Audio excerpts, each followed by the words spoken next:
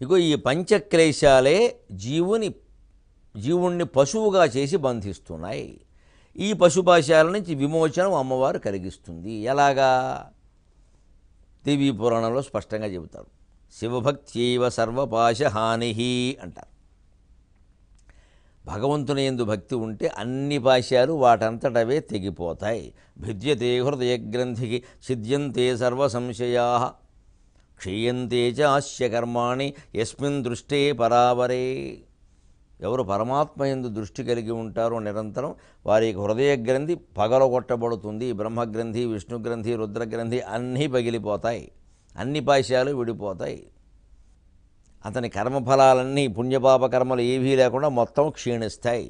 జన్మరాహిత్యం ఖాయం, జీవన్ముక్తి ఖాయం. ఊరికే విదేహ కైవల్యం పొందే వరకు ఆపేసిన ఫ్యాన్ కాసేపు ఇంకా తిరిగినట్టుగా ఆ దేహం ఇంకొంతకాలం ఉంటుంది, తర్వాత పోతుంది. సుఖంగా ఉంటాడు మనిషి. దీని గురించిన ఏ తాపత్రయం ఉండదు. లోకంలో జరిగే విషయాలన్నీ హాయిగా చలనచిత్రం చూసినంత హాయిగా చూస్తారు. టికెట్ లేకుండా, డబ్బులు లేకుండా, ఖర్చు లేకుండా, ఆయాసం లేకుండా సినిమా చూసినట్టే. మనం దినపత్రికలో రోజు వార్తలు చదువుతూ ఉంటాం. దేశంలో వార్తలు అవన్నీ, దానికి పెద్దగా ఇదైపోవడం ఉండదు. కొన్నింటికి మనం ఏదో స్పందిస్తాం, మిగిలినవన్నీ మామూలుగా చదువుకుంటూ పోతాం. ఒక్కోసారి ఏదైనా అందులో కాస్త మంచి ఘాటైన వార్తలు లేకపోతే ఏమిటో ఇవాళ పేపర్ చప్పచప్పగా ఉందంటాం.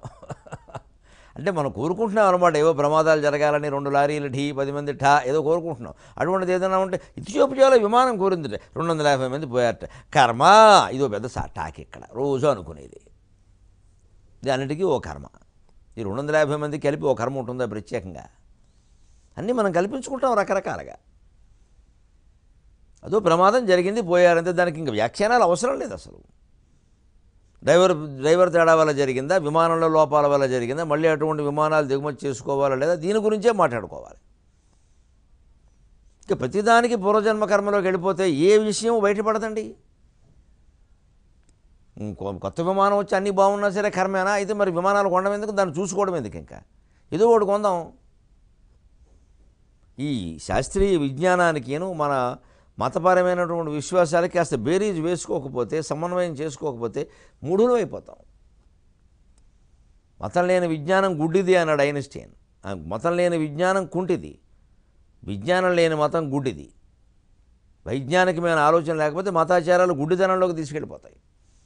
అలాగే మతం విశ్వమంతా ఒక్కటే అన్న భావన, మానవత్వము లేకపోతే వైజ్ఞానికత ఎంత అభివృద్ధి చెందినా కూడా మనిషి ముందుకెళ్ళడు, కుంటివాడైపోతాడు, అడుగు ముందుకెయ్యలేడు. ఎందుకంటే మానవత్వం లేదు.